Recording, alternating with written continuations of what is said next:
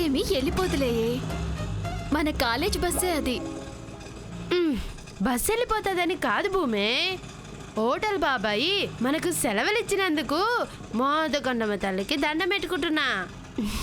సెలవులు ఇవ్వలేదే చెల్లి, లీవ్ ఇచ్చినాడు. అన్నయ్య రెండు ఒకటేగా, నాకు ఇంగ్లీష్ పీస్ రాదనుకుంటున్నావా ఏంటి నువ్వు?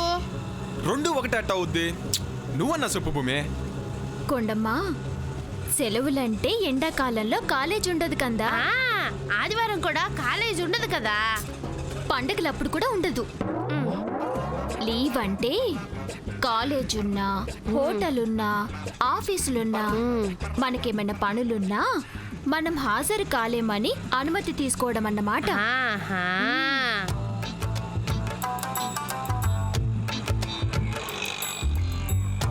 లీవు లవ్ రెండు ఒకటేలాగున్నాయి కదా. ఏమే నువ్వు చదువుకోవడానికి పోతున్నావా, ఇట్లాంటి నేర్చుకోవడానికి పోతున్నావా? అన్నా ఉత్తిగిన అట తమాషా కన్నానులే, నువ్వు అమ్మోళ్ళ కానీ ఫోన్ చేసి చెప్పి టామ్ టామ్ చేయమాక, నువ్వు గమ్మునుండు. ఓ డ్రైవర్ అన్నా, నువ్వు ఇంకా సీడు పో పో పో. పో పో పో.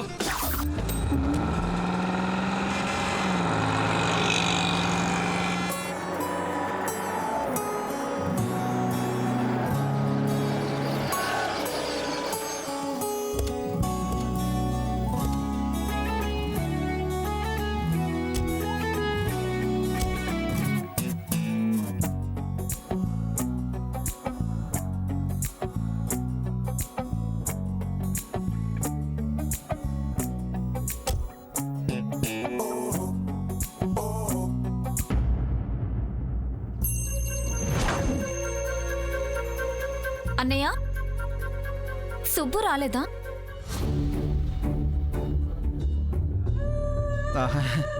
ఊరు నుంచి రాలేదనుకుంటా, లేట్గా వచ్చినా క్యాంప్లో జాయిన్ అవుతాడులే. భూమి రాలేదా అని అడగలేదే? అడగాల్సిన పని లేదు మమ్మీ, ఆటోలో వస్తున్నారు చూడు.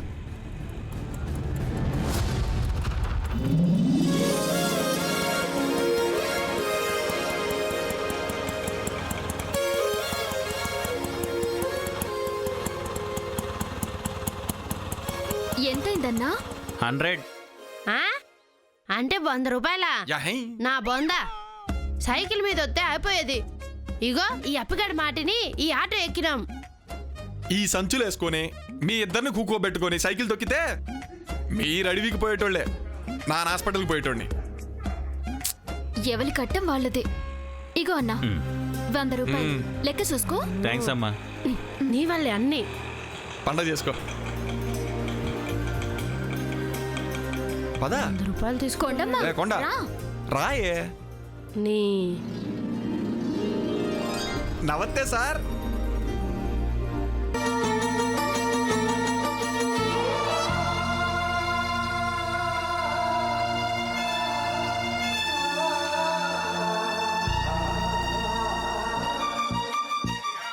మీ కోడలు రాలేదా ముక్తాదేవి గారు?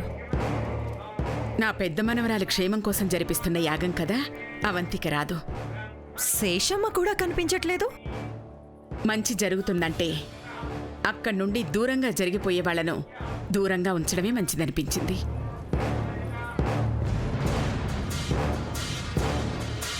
ఇన్నేళ్లకు ఇంకో కూతురుందని ఒప్పుకుంటున్నాను. చెప్పుకుంటే పరువు పోతుందని భయపడేవాణ్ణి. కానీ ఇప్పుడు నా ప్రాణం తీసుకొనైనా నా బిడ్డను కాపాడమని కోరుకుంటున్నాను.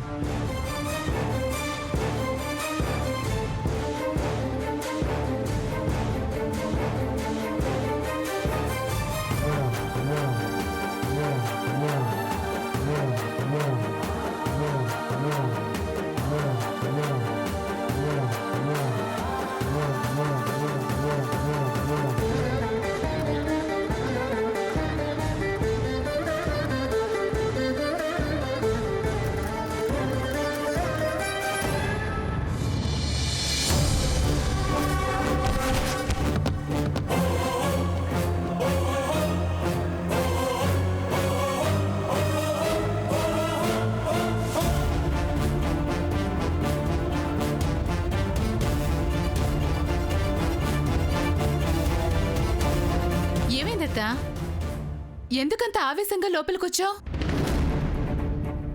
మనతో సంబంధం కలుపుకోవాల్సిన తారాదేవే నందికని హేళన చేస్తూ భూమిని ఆకాశానికి ఎత్తేస్తుంటే నరాలు తెగిపోయేంత కోపం వస్తుంది.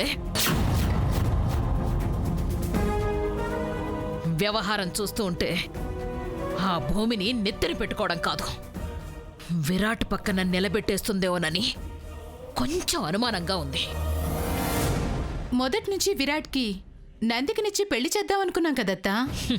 అది నోటి మాటే, నోటు కోసం మాట. అలా అనుకుంటే భూమికి తులం బంగారం కూడా లేదు కదత్తా. మా ఇంటి మహాలక్ష్మి అని ఎందుకు అనుకుంటుంది? దాని పేరు మీదున్న ఎకరం సంగతి మర్చిపోయావా? రాసిమ్మంటే రాసివ్వదు, రాసుకు పూసుకు తిరగమంటే క్యారెక్టర్ ఒప్పుకోదు. అందుకే భూమిని పొగుడుతూ మచ్చిక చేసుకుంటూ కుదరకపోతే కుదురుగా ఉంచడానికి కోడల్ని చేసుకోవడానికి కూడా వెనుకాడని తారాదేవి వెనుక ప్లాన్ ఏదో ఉంది. అందుకే నేనొక నిర్ణయానికి వచ్చాను. ఏంటత్తా అది? ఈ ఇంటి వారసురాలికి మరణగండం ఉందని మృత్యుంజయ హోమం జరిపిస్తోంది అక్కడ ముక్తాదేవక్క.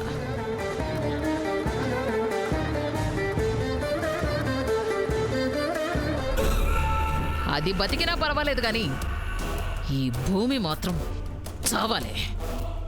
వారసురాలు బతకాలి, సంబంధం లేని భూమి చావాలంటావేంటి? పెద్ద మనవరాలు చావు తప్పి కన్ను లొట్టబోయి సరిగ్గా కనపడకపోయినా గుడ్డిలో మెల్లలాగా ఇక్కడికొచ్చినా అవసరమైతే ఆత్మాహుతి దాడి చేసైనా దాన్ని హతమారుస్తాను. కానీ దానికన్నా ముందు, అంటే అడవికి వెళ్ళిన భూమి అడ్రస్ లేకుండా పోవాలి, అంతర్ధానమైపోవాలి.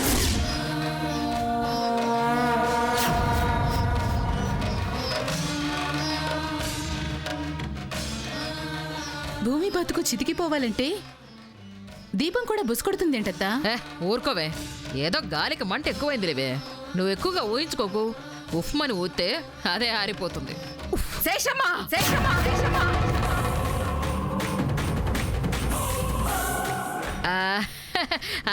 ఇప్పుడే నక్క రావడం. రండి రండి. పిచ్చిగాని పట్టిందా? అఖండ దీపాన్ని ఆత్మాలను చూస్తావా? హరి ఓం తత్సత్. అయ్యో, నేను దీపాన్ని ఎందుకు ఆర్పుతానక్క?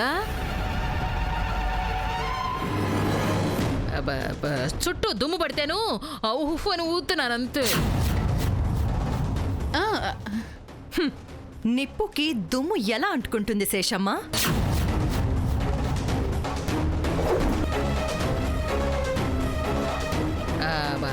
పట్టుకోవడం అంటే పట్టం.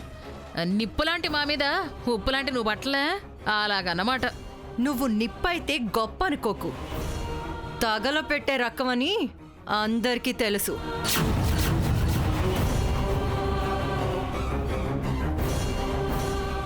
తారాదేవి, నువ్వు పరాయిదానివి. పరాయిదాన్లాగే ఉండు.